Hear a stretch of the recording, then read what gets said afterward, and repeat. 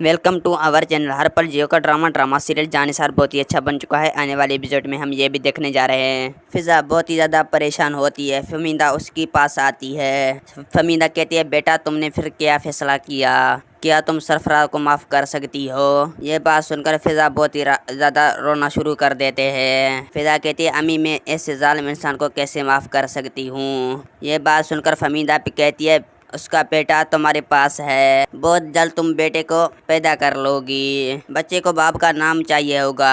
यह बात सुनकर बहुत ही ज्यादा फिजा परेशान हो जाती है। फिजा कहती है, वो जालिम इंसान के साथ मैं कोई भी किस्म का ताल्लुक नहीं रखना चाहता हूँ, बस मैं फैसला कर चुका हूँ। यह बात सुनकर फमीदा कहती है, बेटा तुम जो कुछ भी कह रही हो सब कुछ गलत कह रही हो, और तुम्हें इस तरह नहीं करना चाहिए, तुम्हें सरफराज से इस तरह नहीं टकराना चाहिए। वो बहुत ही ज्यादा शर्मिंदा है। वो दुआ के साथ और तुम्हारे साथ जो कुछ भी किया वो तो माफी मांग रही है तुम दोनों को, और तुम्हें यहाँ से लेना चाहता है। ये बात सुनकर फिजा बहुत ही ज्यादा परेशान हो जाती है। मेरा वीडियो आप लोग की अच्छी लगी तो वीडियो को लाइक और चैनल को सब्सक्राइब लामी करना। खुदा हाफिज।